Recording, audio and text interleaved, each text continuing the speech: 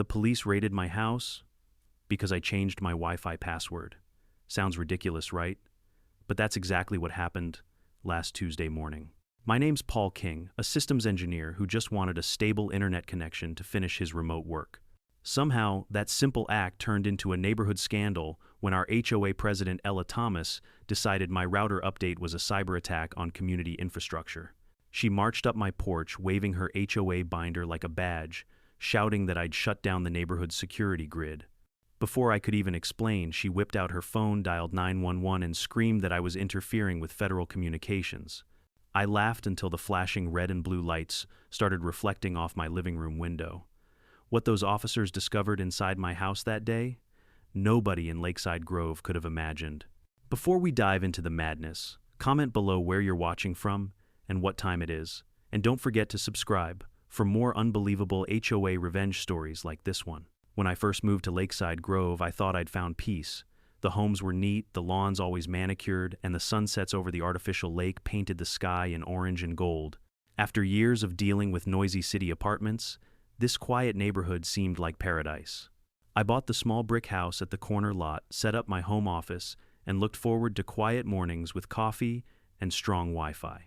But if I'd known the HOA president lived 2 doors down, I might have reconsidered. Her name was Ella Thomas, a woman in her mid-50s who ran the HOA like it was her private kingdom. The kind of person who would measure your grass with a ruler, photograph your trash cans if they weren't facing the right direction, and send warning letters for leaving a garden hose uncoiled. Most neighbors feared her. The rest pretended to like her just to avoid fines. Me, I figured if I kept to myself, there'd be no trouble. I was wrong. At first it was small things.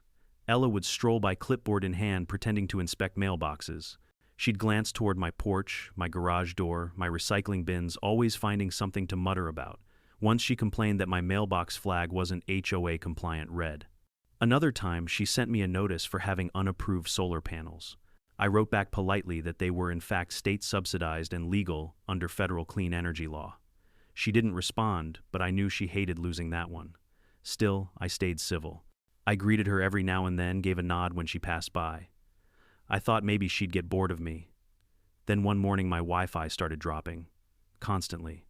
My connection was fine one moment and gone the next. At first I blamed my internet provider, but after running diagnostics, I noticed something strange. An unfamiliar device kept reconnecting to my router. It was labeled Lakeside HOA Network. At first I thought it might be a mistake, maybe a neighbor's signal overlapping. But when I checked my router logs, I saw active data transfers, hundreds of megabytes every day running through my personal network. Someone was using my internet without permission. I changed my password. Simple fix, I thought. Then I renamed my Wi-Fi to something funny, no more free Wi-Fi. A little joke to whoever was freeloading.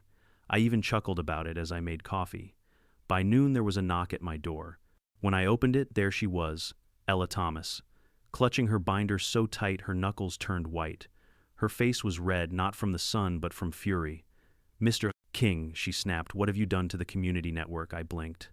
The what? She jabbed her finger toward my house. The cameras. The HOA cameras stopped working this morning. We lost access to our neighborhood feed right after you tampered with your router. I set down my mug, genuinely confused. "Wait, what do you mean, our cameras? Our HOA security system," she said as if it were obvious. "It runs on a shared network. Every home in Lakeside Grove contributes bandwidth. It's part of our safety program." I raised an eyebrow. I never agreed to that. "It's in the bylaws," she barked, flipping through her binder. Section 14B, Cooperative Infrastructure Maintenance. Everyone participates. I crossed my arms. "Ella, that clause talks about maintaining the irrigation system, not Wi-Fi," she glared.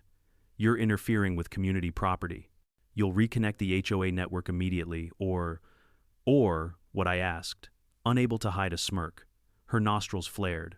"Or I'll call the police and report a digital interference violation." I almost laughed out loud. "You're going to call 911? Because I changed my Wi-Fi password." "Yes," she hissed. "This is cyber tampering. You're endangering the neighborhood's security." At that point, a few neighbors started poking their heads out of their doors. You could see curtains shifting, phones recording. Everyone knew Ella loved a good public spectacle. "Ella," I said calmly, "my internet is private property. You or anyone else have no right to connect to it." "That's not how our community works," she shot back. "If you have nothing to hide, why change it?" Her words hung heavy for a second. If you have nothing to hide, I sighed, leaned against the doorframe, and said, fine. Go ahead. Call the police. I'd love to see how that report looks. Her lips curled into a triumphant smirk like she'd been waiting for that line. Gladly, she said, dialing. I listened as she spoke into her phone. Yes, officer, I need immediate assistance. My neighbor has disabled our community's security network and may be tampering with communication systems. Yes, he's still here. He's refusing to cooperate. I swear I thought the dispatcher must have laughed. But a few minutes later, the distant wail of sirens echoed through the neighborhood. People began gathering near their lawns. Some were whispering, others filming. Ella stood proudly at the curb, pointing toward my house like she'd just caught a fugitive. The police SUV rolled up. 2 officers stepped out, one older, serious-looking, the other younger with that, oh no, another HOA call face. Afternoon, the older one said. We got a call about Wi-Fi. Ella rushed forward. Yes, officer. He disabled the HOA's surveillance grid. Our entire camera system went offline right after he changed his network settings. The officer looked at me clearly, fighting a smile. Sir, is that true? I gestured toward my front door. You're welcome to come in and see the dangerous weapon I used, a router. The younger cop snorted. The older one sighed. Ma'am, he said to Ella, do you have proof this man tampered with anything other than his own property? Ella flipped through her binder again, pointing to some highlighted printout. The HOA relies on shared connectivity. He cut us off from the signal. The officer frowned. Shared connectivity, like everyone uses his Wi-Fi. She hesitated, suddenly realizing how it sounded. It's a community arrangement. I folded my arms. I never agreed to share my internet. You were stealing bandwidth. That's a lie, she snapped. We had access for months and he never complained. The younger cop raised a brow. So, you did have access to his network? Ella stuttered. It's for safety. The HOA cameras are monitored through a central router system. His just happens to be the strongest connection point. Both officers exchanged a long look. Then, the older one turned to me. Mind if we check your router, sir? Not at all, I said, opening the door. Come take a look. They stepped inside as Ella hovered outside, still ranting. I led the officers to my office, where the router sat blinking innocently beside my desk. The older cop bent over it, squinting at the connected devices list. His eyebrows shot up. Well, I'll be damned. What is it? I asked. He pointed to the screen. You've got an active connection here from a network labeled Lakeside HOA main cam server. It's still trying to connect remotely. You aware of that? I shook my head. Nope. That's exactly what I was trying to stop. The younger officer leaned in. Looks like someone's still trying to access your network from the HOA clubhouse. They both straightened up.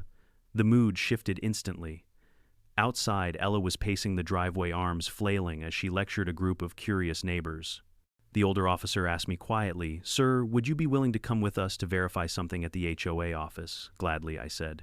I had no idea that by the end of the day, I'd uncover something that would make everyone in Lakeside Grove question everything they thought they knew about Ella Thomas and about how far an HOA president would go to keep control. The moment we stepped outside, Ella was already mid-speech, waving her binder like a royal decree. Officers, don't let him delete anything. He's probably wiping evidence right now. The older cop, whose badge read Sergeant Reeves, sighed audibly. Ma'am, please stand back. We're just taking a look at the network setup. Ella wasn't having it. You don't understand, she snapped. This man's been sabotaging our community's infrastructure. Without our surveillance cameras, anyone could break in, commit crimes. This neighborhood could descend into chaos. I couldn't help but mutter, yeah, the chaos of people minding their own business. Her head whipped toward me like an owl. Excuse me, the younger officer, Patrolman Lewis, smirked. Sir, maybe don't poke the bear. I'm not poking, I said, shrugging, just pointing out that nobody signed up to have their internet hijacked. A few neighbors were standing on the sidewalk now. Janet, who always wore pink sweatpants and filmed everything for her neighborhood watch vlog. Mark, the retired teacher who'd been fined last year for planting tomatoes without HOA approval, and a couple of others pretending to water their lawns just to get a closer look. The community drama had officially gone public. Officers, Ella said, straightening her pearl necklace, our HOA agreement clearly states that all homeowners must contribute to shared services, security, landscaping, and yes, network connectivity. It's in section. Sergeant Reeves raised a hand. We've heard enough about section anything. What I want to know is, did you or anyone in your HOA have access to Mr. King's personal router before today? Ella hesitated for half a second too long. Access is a strong word, she said. Let's call it cooperative bandwidth. Cooperative bandwidth, I repeated, trying not to laugh. That's your new legal term for stealing Wi-Fi, the neighbors snickered. Even the young officer bit back a grin. Reeves' expression hardened. Ma'am, you can't use another resident's private internet connection for HOA operations without written consent. That's a privacy violation. Privacy violation, she scoffed. He's part of the community. We all share resources here. I crossed my arms. Not my data, we don't. Ella's face went from red to crimson. Mr. King, she said through clenched teeth, you are undermining our neighborhood safety initiative. Without that connection, our cameras cannot function. Then maybe you should pay for your own network, I said. You're the HOA. You collect fees every month. That hit a nerve. Her lips pressed into a thin line. You think you can defy this community's structure and get away with it? I am the elected president of Lakeside Grove. Reeves took a step forward. You're not above the law, Mrs. Thomas. That shut her up for exactly 5 seconds. Then, like clockwork, she switched tactics.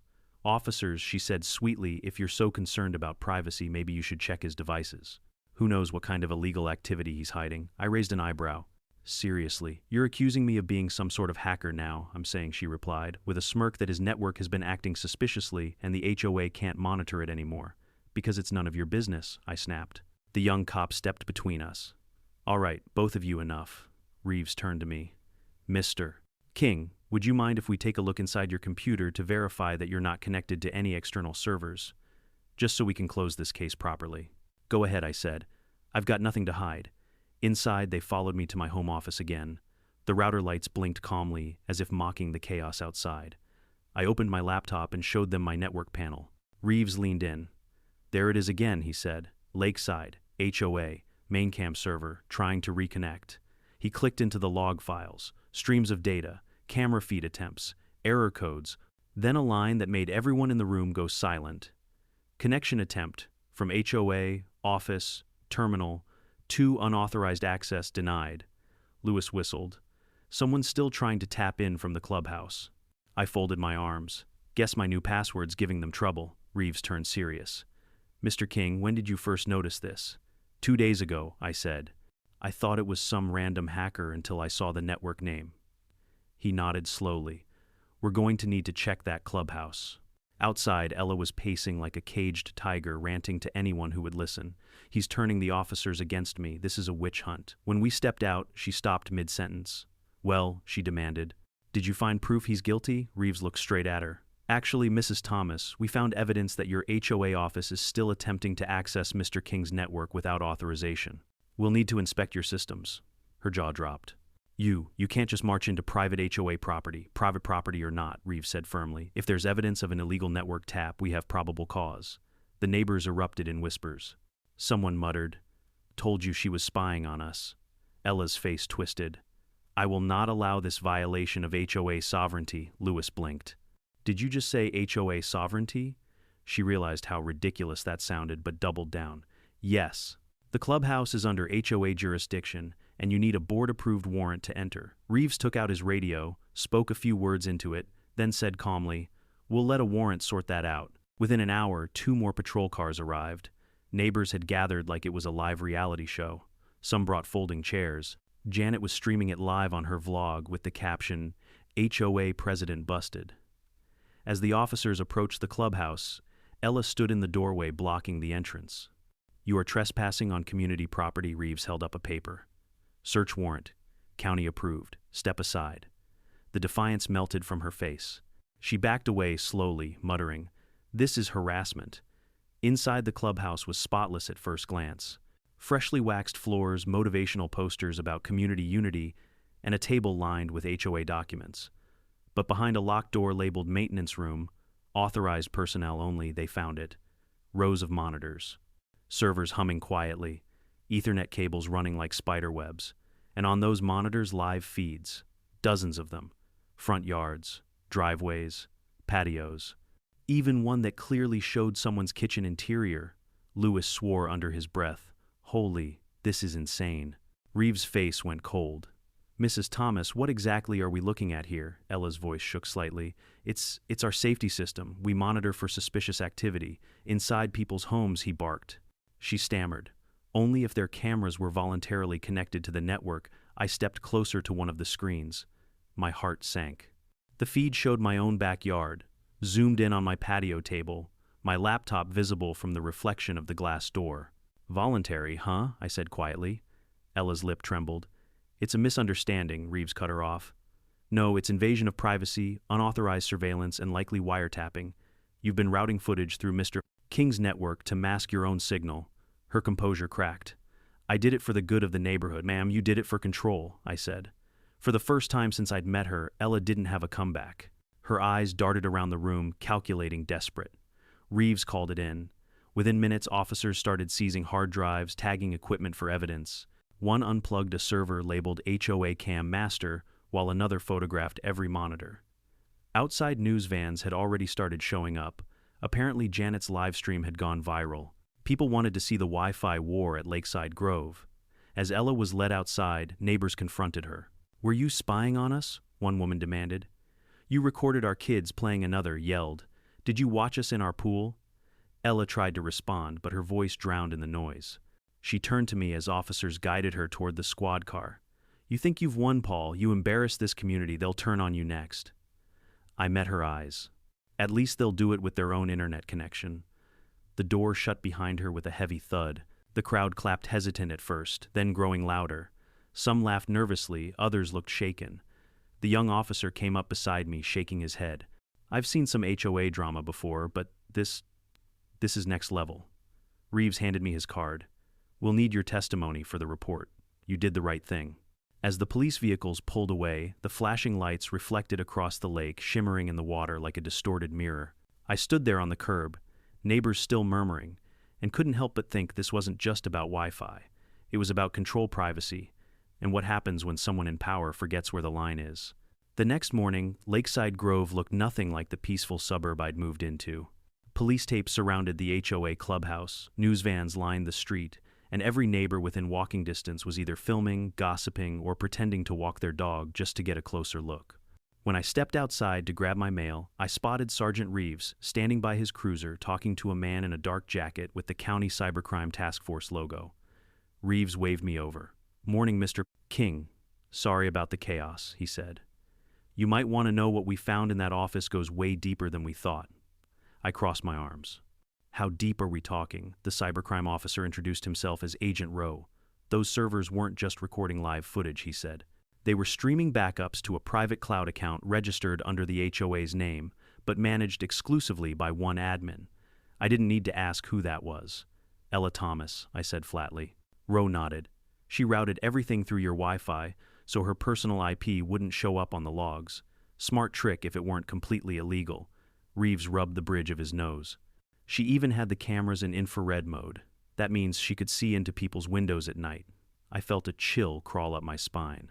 The idea that someone had been spying through my own internet connection through my router made me sick. "What's going to happen to her?" I asked. Reeves sighed. "She's being questioned downtown. We're filing charges for unauthorized surveillance, data theft, and electronic intrusion. But it'll take time to get everything processed." As he spoke, a familiar shriek broke through the morning air. "This is outrageous. I'm the victim here." We turned to see Ella flanked by two lawyers in suits that looked more expensive than her entire HOA budget. Her hair was perfectly set, her pearl earrings glinting in the sunlight, but her face was pale and tight with fury. One of the lawyers called out, "My client will not be answering any further questions without due process." Reeves folded his arms. "Then she can explain to a judge why her community security system had access to private living rooms." Ella pointed at me. "This man's responsible for everything. He tampered with the network, he framed me." I raised an eyebrow. "You really want to double down on that, Ella? Because the server logs say otherwise." Rowe stepped forward. "Ma'am, your name and admin credentials were tied to all camera activity.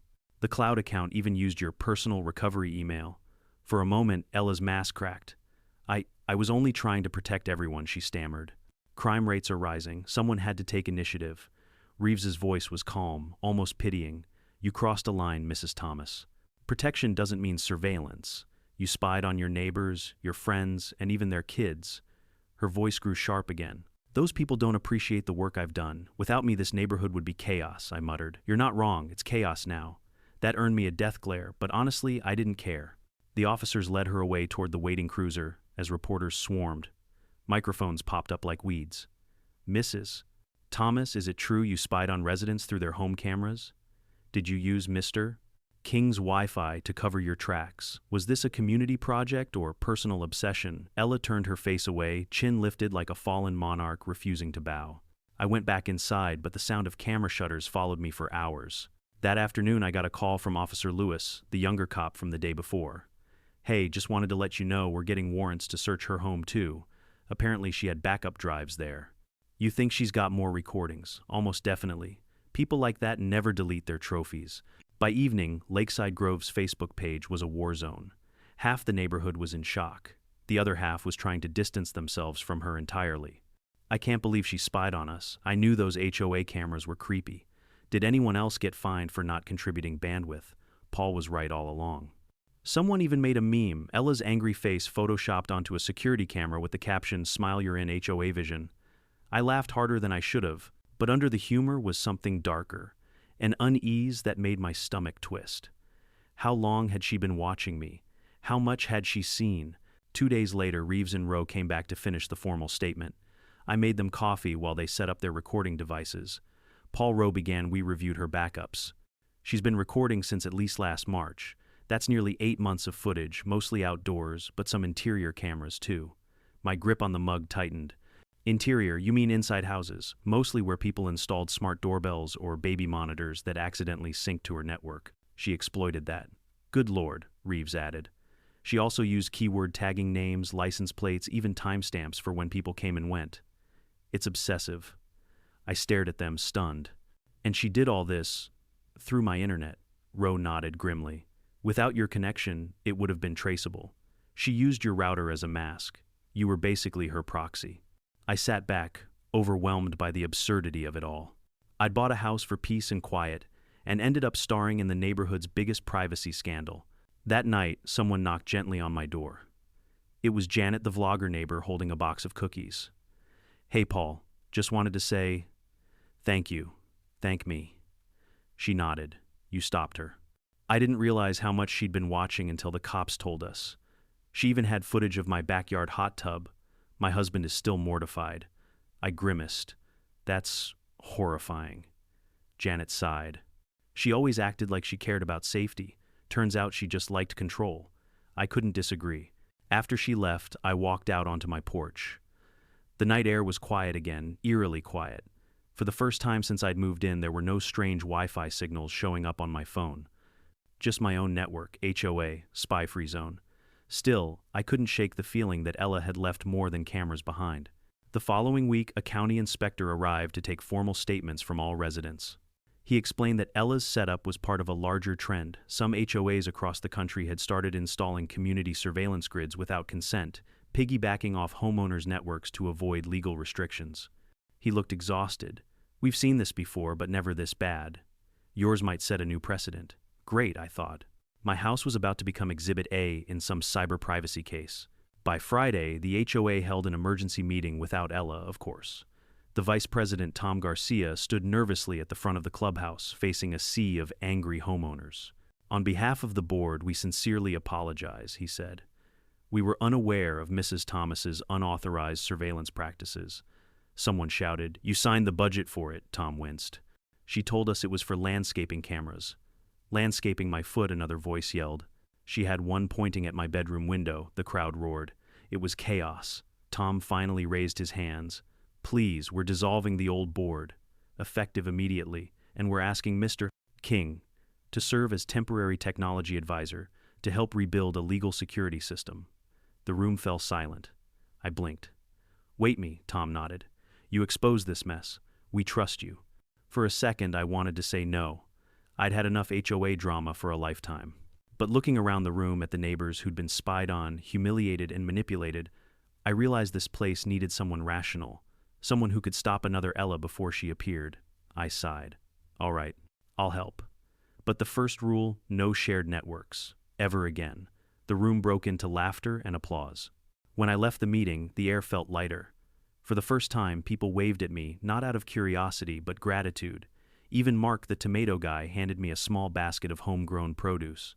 As I walked home under the glow of the streetlights, I glanced up at the HOA office windows. The blinds were closed, the servers gone, and the cameras dark. No red lights, no blinking lenses, no one watching. For once, Lakeside Grove actually felt like a community again. But deep down, I couldn't forget the image burned into my mind, those monitors in Ella's office, glowing with the stolen privacy of dozens of homes. And I knew even though the cameras were gone, the memory of being watched would linger for a long, long time. Still, I smiled, because the truth once uncovered doesn't go back into hiding. It had been a week since the HOA's emergency meeting, and things in Lakeside Grove were just beginning to calm down. The clubhouse was locked down by county order, the cameras removed, and Ella's face had been on the local news for 3 nights straight. Every headline was some variation of HOA president accused of illegal surveillance. Suburban spy ring exposed. Neighborhood watch or neighborhood invasion. I tried to stay out of it. I wasn't looking for fame or attention, but no matter how quiet I kept, the story followed me. At the grocery store, people whispered. At the coffee shop, strangers thanked me for standing up to corruption. Someone even slipped a note under my door that said, "You're a hero, Paul. Thank you for exposing her." A hero. That word didn't sit right with me. I hadn't been brave, I'd just changed my Wi-Fi password. Still, the truth was spreading faster than I could process. That morning, I got a call from Agent Rowe, the cybercrime investigator. His tone was serious. "Paul, we need you to come down to the county offices. There's something you need to see." When I arrived, Rowe had a USB drive plugged into a monitor. He gestured for me to sit. We went through the final batch of recovered data from Ella's system. There's something unusual. The screen came to life, a grid of folders labeled by address. Each one was a homeowner in Lakeside Grove. Inside every folder dates, timestamps, video clips. Rowe opened one marked King, Residence. I felt my throat tighten. The footage began my backyard, the patio, the kitchen window recorded in clear 1080p resolution. I saw myself sitting at my table, typing on my laptop, unaware that someone was watching. Then another clip, me stepping out of the shower towel around my waist, through the faint reflection of the bathroom window. I froze. Jesus Christ. Rowe's jaw clenched. "We're destroying all footage immediately. But I wanted you to understand just how far she went. Why would she keep all this?" I whispered. She wasn't just watching. She was building dossiers, patterns. When people left home, when deliveries arrived, even notes about who was non-compliant with HOA rules. I stared at the monitor in disbelief. She turned this neighborhood into a surveillance state. Rowe nodded. We found similar files for every house. Some residents had interior smart devices, synced baby monitors, smart speakers, even TVs. She piggybacked on every signal she could reach. The realization made my stomach turn. For months, she had been living out her control fantasy, unseen, recording everyone under the guise of safety. And the worst part, nobody had stopped her. When I drove home, I saw Tom Garcia, the HOA vice president, standing by my mailbox. He looked exhausted, guilt weighing down every word he said. "Paul, I had no idea," he said softly. "She told us the network was just for license plates and package theft. I swear none of us knew she was spying inside homes." I studied him for a moment. "Tom, you signed the invoices for those cameras." "I did," he admitted, his voice cracking. "But she handled the tech side, said everything was cloud secured through the county. She even faked emails from law enforcement to make it seem official." I shook my head. "You trusted her too much." He nodded. "Everyone did. She played the perfect neighbor, polite, organized, motherly. But the second someone questioned her authority, she'd bury them in citations." I sighed. "Control disguised as community service." Tom looked down. "She called it Project Harmony. That's what the system was named on the invoices. She said it was about keeping the neighborhood safe and connected. Turns out it was just about keeping everyone under her thumb. The irony wasn't lost on me. Harmony. That afternoon, I met a few neighbors who'd gathered near the park, the first casual meetup since the scandal. The mood was strange, half relieved, half ashamed. Janet, the vlogger, was there too, her phone for once not recording. "They told us she had camera feeds from inside my living room," she said quietly. "Every time I called her to complain about my HOA fees, she'd already know what I was going to say. Now I understand how." Mark the tomato guy nodded grimly. "She fined me for not trimming my hedges enough." The next day I got an email from the HOA with pictures of my yard taken from the same angle as the camera the cops found. She must have been watching the whole time. A silence fell. Everyone was processing their own humiliation. Then Janet asked Paul, "Why'd you decide to fight back?" Most people would have just reset the router and ignored it. I thought about it. Honestly, I was tired of being pushed around. People like Ella thrive because we stay quiet. I wasn't trying to start a war, but once I saw the truth, I couldn't unsee it. They nodded, the weight of shared violation hanging between us. That night, I sat at my desk staring at my own reflection in the dark monitor. The house was silent, too silent. I opened my Wi-Fi settings again, double-checking every connected device. Only one appeared mine. But paranoia is a stubborn thing. I unplugged my smart speaker, disconnected my doorbell cam, taped over my webcam. Once trust is broken, it doesn't grow back easily. 2 days later, a formal letter arrived from the county court. I unfolded it carefully. Notice of subpoena: Paul King is hereby requested to testify in the case of the state versus Ella Thomas regarding evidence of unauthorized surveillance and data misuse. I sighed. It was official now. This wasn't just HOA drama anymore. It was criminal. The following week, I entered the courthouse. The same courthouse where Ella had spent years bragging about her community leadership awards. She sat at the defense table wearing a gray suit. Instead of her usual pink blazer, her expression calm but hollow. Her lawyers argued that she had good intentions, that it was community oversight gone wrong. They said she'd only wanted to keep residents safe and reduce crime. But when the prosecutor presented evidence, video clips, connection logs, emails where she bragged to a friend that these fools don't even know they're on camera, the courtroom gasped. Then it was my turn to testify. I took the stand, told them everything from the day my Wi-Fi glitched to the moment the police uncovered her control room.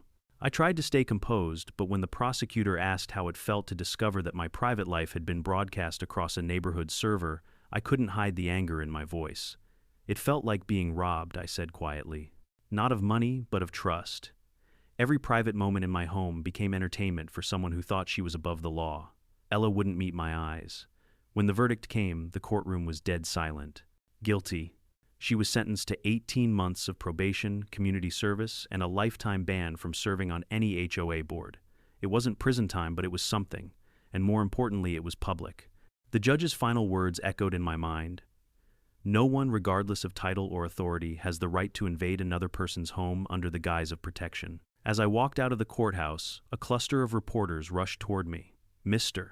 King, how does it feel to win? Do you think justice was served? What message would you give to other HOAs? I paused at the top of the courthouse, steps the cool breeze hitting my face. I didn't win, I said. Privacy did. That night, the neighborhood held an informal gathering by the lake. People brought food, drinks, and laughter for the first time in months.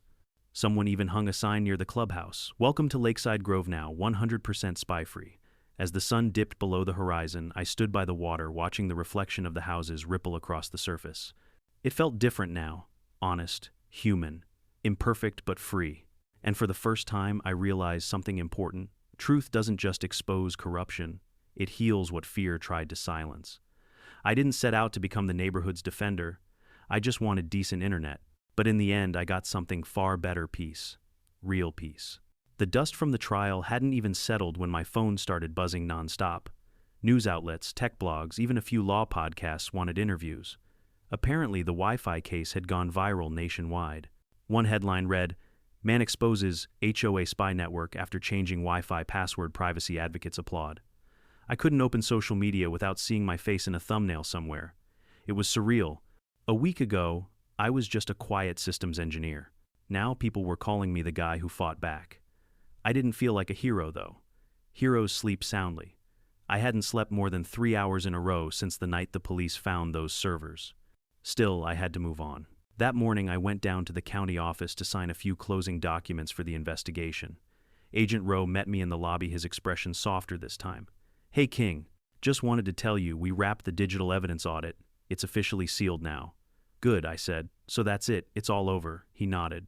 "For you, yeah. For Ella, not quite.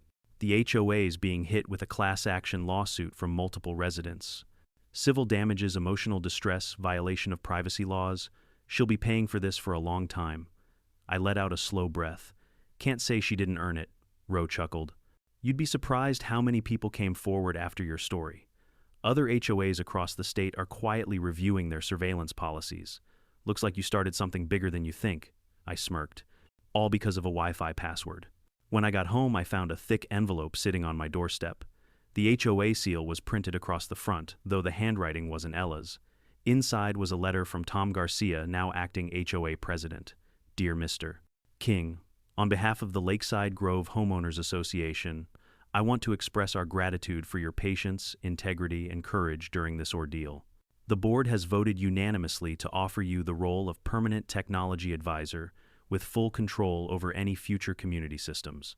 We also approve a motion to reimburse you for damages caused by unauthorized network usage. Please consider attending next week's HOA meeting. We'd like to rebuild our neighborhood on transparency, starting with you. Sincerely, Tom Garcia. I stared at the letter for a long time. Becoming part of the HOA, the very organization that nearly destroyed my peace. It felt like volunteering to babysit a nest of rattlesnakes. But then again, maybe that was exactly why I needed to do it. A week later, I showed up to the HOA meeting. Gone were the banners, the fake community pride posters, the smugness. The room was quieter, now humbler. Tom stood at the front with a laptop, visibly nervous.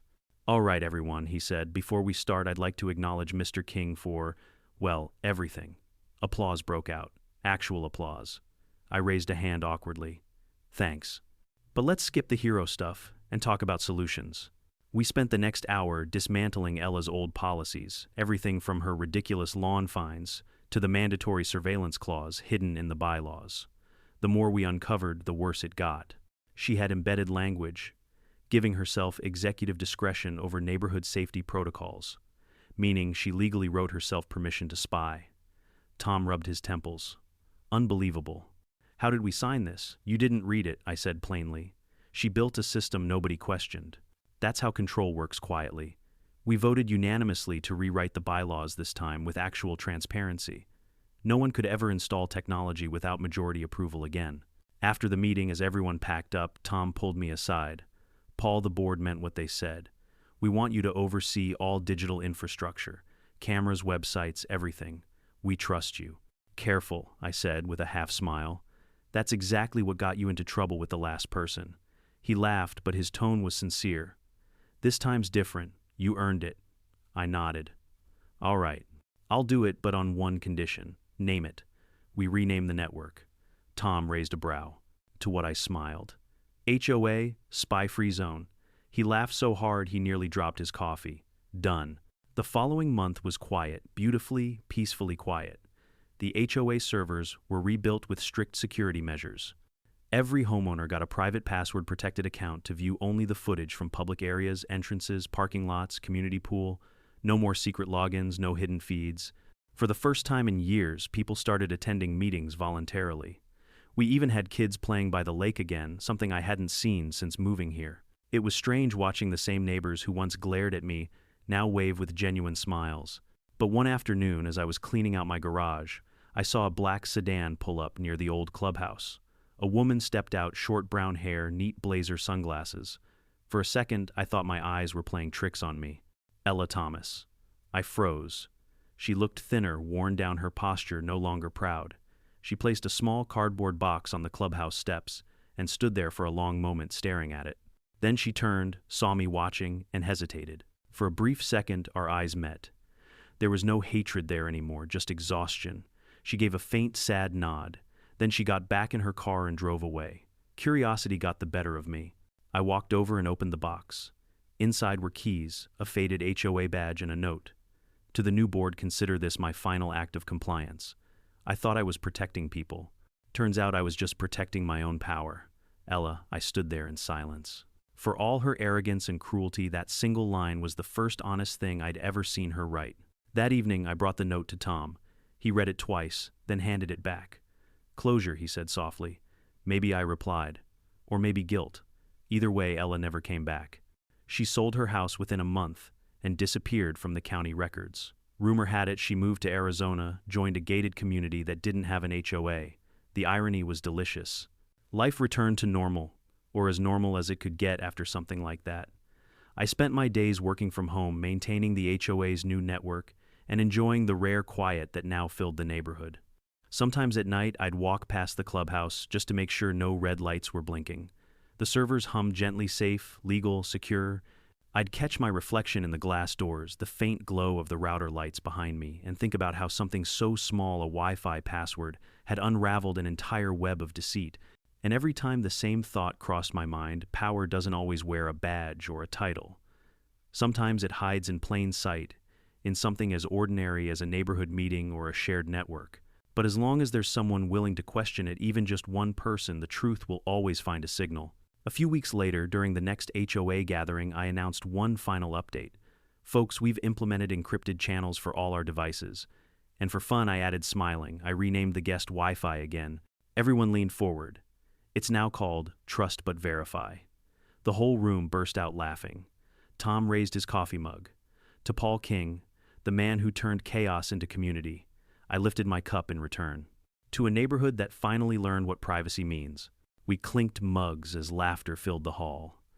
Outside, the sun dipped low over Lakeside Grove, golden light reflecting off calm water. For the first time, I felt at peace without paranoia. The kind that no camera could ever capture. I thought everything was over after Ella disappeared. The neighborhood was healing, the new board was doing great, and I was finally catching up on my sleep. But then one chilly Friday morning, as I was pouring coffee, a letter slid under my front door, thick paper official seal. Notice of summons, Paul King is requested to appear before the County Court of Appeals. My stomach dropped. Oh no, I muttered. It turned out Ella Thomas wasn't done yet. She was appealing her sentence. The letter said she had hired a new lawyer, a high-profile attorney known for reputation rehabilitation cases. The hearing would revisit whether her punishment was too harsh and whether certain residents, meaning me, had defamed her publicly. I set the mug down, coffee splashing across the counter. Unbelievable, I said to no one. She still thinks she's the victim. The following week, I found myself back in the same courthouse, sitting across from the woman who had made my life a living nightmare. Ella looked different this time. Her sharp confidence was gone, replaced by something colder, strategic. Her lawyer, Gregory Hunt, was a tall man with slick back hair and a voice that oozed confidence. When the judge called the session to order, Hunt stood up. Your Honor, my client acknowledges her mistakes, but the punishment rendered was disproportionate to her intent. Mrs. Thomas did not act out of malice, she acted out of a desire to protect her community. I rolled my eyes. Protect her community by spying on their bedrooms, the prosecutor leaned forward. Intent doesn't erase the fact that she committed multiple felonies, Mr. Hunt. But Hunt wasn't finished. We also intend to demonstrate that certain residents, namely Mr. Paul King, have exaggerated claims for personal gain and caused significant reputational damage to my client. My pulse quickened. Oh, he did not just say that, I whispered. The judge glanced at me. Mr. King, you'll have a chance to respond. When it was my turn, I stepped up to the witness stand. Hunt's smile was the kind lawyers use before they twist a knife. Mr. King, he began smoothly, you changed your Wi-Fi password, correct? Yes.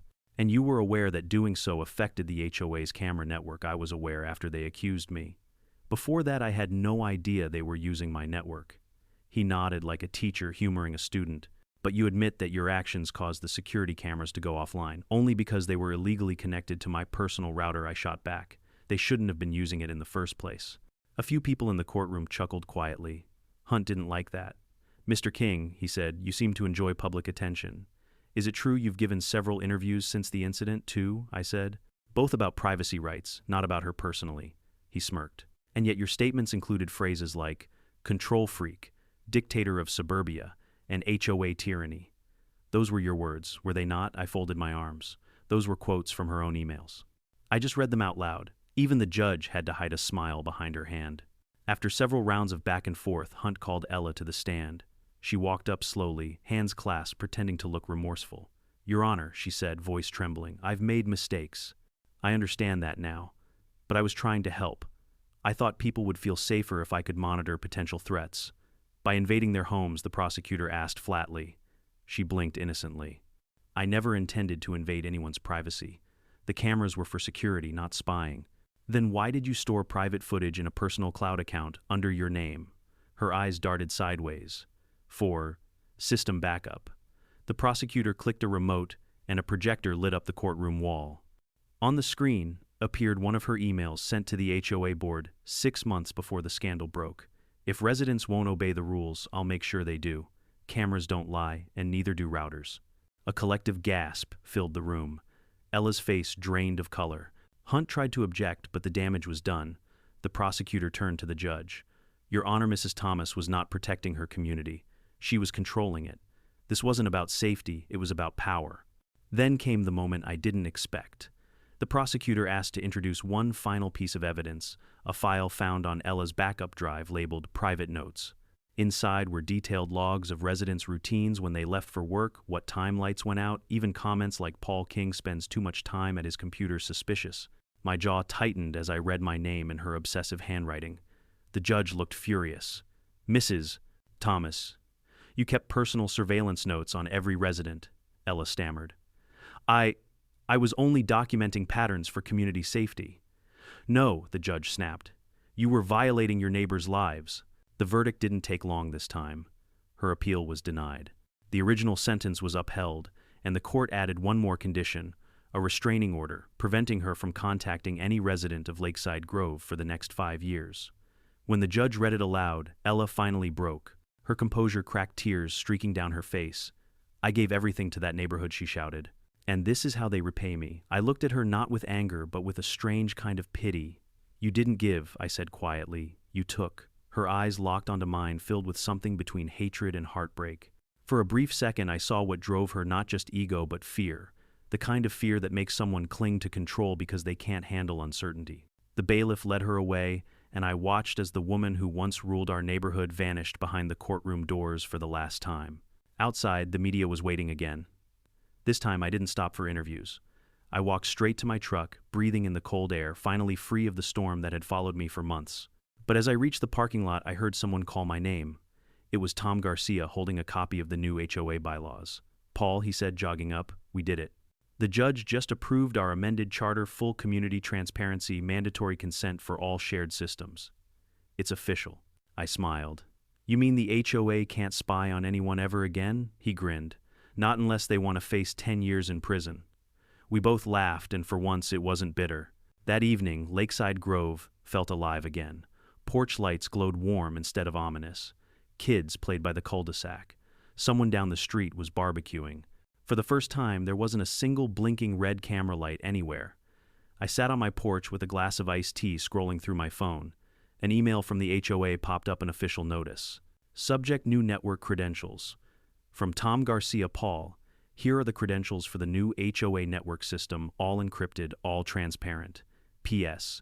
We used your idea for the password. Password truth. Always on. I chuckled and leaned back in my chair, looking up at the stars. It struck me how strange life could be. A simple Wi-Fi change had revealed an entire ecosystem of corruption, paranoia, and hidden cameras. And yet out of that chaos came something unexpectedly beautiful: community, accountability, and respect. Sometimes justice doesn't come with fireworks or fanfare. Sometimes it's just the quiet hum of a router running securely with no one watching who shouldn't be. I glanced at my laptop screen one last time before closing it. The connection read HOA, spy-free zone connected. And this time I knew the only thing it was connected to was peace. A few months passed after Ella's final courtroom defeat, and Lakeside Grove finally began to feel normal again, maybe even better than normal. The neighborhood that once felt tense and paranoid now carried a sense of cautious optimism. People were laughing again. Kids rode their bikes without worry, parents glancing up at every corner for hidden cameras. The air felt lighter. Every Saturday morning I'd take a slow walk around the lake with a cup of coffee, nodding to neighbors I'd barely spoken to before. Funny how a scandal can bring people together more than any HOA meeting ever could. One morning I saw Tom Garcia, the new HOA president, setting up a community cleanup day banner near the park entrance. He waved. "Paul, you're early, man," I smirked. "Habit. I used to wake up early to reset my router logs, remember?" Tom laughed. "At least now the only thing spying on you is a couple of ducks." We shared a chuckle, but then his expression softened. "You know," he said, "I've been thinking, if it weren't for you, we'd all still be living under that woman's microscope." "I didn't do it for that," I said. "I just wanted her to stop crossing the line." He nodded thoughtfully. "That's exactly why you should be part of the new board permanently. We need people who know where the line is and how to keep it visible." I smiled. "I already agreed to be your tech guy, Tom. That's enough authority for me." He grinned. "Fair. But just know this neighborhood finally trusts you." That word trust hit deeper than I expected. After the cleanup, I went back home and opened my garage workshop. My tools were scattered across the workbench next to a half-finished wooden sign I'd been carving. It read Lakeside Grove, privacy, peace, and community. A motto we'd voted on last month. It felt right, honest. Something Ella would have hated: a community that didn't need to be controlled to be united. As I brushed the sawdust away, my phone buzzed. A message from Agent Rowe, the cybercrime investigator. "Hey Paul, just wanted to let you know the case file is officially closed. All devices destroyed. You're in the clear. Congrats, man. You made privacy cool again. I laughed out loud. Made privacy cool again. There was a slogan in there somewhere. That night, as I sat on the porch with the faint hum of crickets in the distance, I couldn't help but reflect on how far we'd come. When I'd first moved here, Lakeside Grove looked like paradise, neatly trimmed lawns, perfectly painted houses, and smiles that never quite reached people's eyes. But beneath that perfection was fear. Fear of stepping out of line, fear of fines, fear of Ella, and all it took to break her empire was one man's Wi-Fi password. I took a sip of iced tea and laughed softly. Life has a sense of irony. It gives you peace only after chaos, freedom only after someone tries to take it away. A few days later, Tom asked me to help set up the new HOA tech system in the clubhouse. This time, everything was open, transparent. Every resident had their own login, their own vote on digital changes. The screens that once displayed private camera feeds now showed community announcements, weather updates, and upcoming events. Kids ran around playing tag, while adults shared coffee and muffins. For the first time, the HOA office didn't feel like a fortress. It felt like a community center. As I adjusted the final monitor, Janet, the neighborhood vlogger, walked over with her camera. "Hey, Paul, mind saying a few words for our new HOA YouTube channel?" I groaned. "You made a YouTube channel for the HOA," she grinned. "Relax, it's just for updates, no scandals this time. I promise." "Fine," I said, smiling. "What do you want me to say?" "Something about how the neighborhood learned from the past," she replied. I looked into the lens. Well, if there's one thing Lakeside Grove has learned, it's this: technology doesn't create trust. People do. Cameras can't protect a community, but respect can. And if anyone tries to spy on my Wi-Fi again, Janet laughed. "You'll change the password," I winked. "You bet." The camera cut off and the whole group burst out laughing. A week later, I got an unexpected letter in the mail. No return address, just my name typed neatly on the envelope. Inside was a single sheet of paper and a small flash drive. The note read, "I know you think I'm gone for good. I probably should be. But before you burn this, hear me out. There's footage on this drive, something I recorded before the end. It's not what you think. Ella." My heart sank. I stared at the flash drive for a long time before finally plugging it into my laptop. The video opened immediately. It was Ella sitting in her old HOA office, the walls bare, her eyes tired. "I know you hate me," she began. "Maybe I deserve it. I built something I thought would make people safe, but all it did was make them afraid. Somewhere along the line, I stopped being a neighbor and started being a warden. You showed me that." She paused, looking off camera. "If you're watching this, Paul, I just want you to know you were right. Control isn't protection. It's fear dressed as order. I'm not asking for forgiveness. I just hope you keep doing what you're doing, reminding people that truth doesn't need to hide behind walls or Wi-Fi passwords." The screen went black. I sat there stunned. Maybe it was closure. Maybe it was her way of letting go. Either way, I felt no anger, just relief. Months rolled by, and the neighborhood flourished. We held outdoor movie nights, charity drives, and even a Halloween fair that became a local hit. There were still occasional disagreements about paint colors, noise complaints, or whose dog left paw prints on the walkway, but it was healthy conflict, the kind that happens in normal communities. The best part: nobody called 911 over Wi-Fi again. One evening, I stood by the lake as the sunset painted the water orange and gold, the same way it had the day I first moved here. Only this time, the peace felt real. Tom walked up beside me. "You know, it's strange," he said. "All of this started with something so small, a password." "Yeah," I said, smiling. "But sometimes small things show who really has control and who just pretends to." He nodded. "You ever regret it, exposing her?" I thought for a long moment. No, because if I hadn't, we'd all still be living in fear. And besides, I looked out at the glowing lake. Truth has better Wi-Fi. Tom laughed so hard he nearly spilled his drink. "You're putting that on a t-shirt." "Already done," I said, showing him the one I was wearing under my jacket. In bold white letters it read, "Truth has better Wi-Fi." We both laughed until the streetlights flickered on. That night, before heading inside, I checked my Wi-Fi network one last time. The screen displayed Network HOA, Spy-Free Zone, Status Secure, Connected. I smiled, took a deep breath, and turned off the monitor.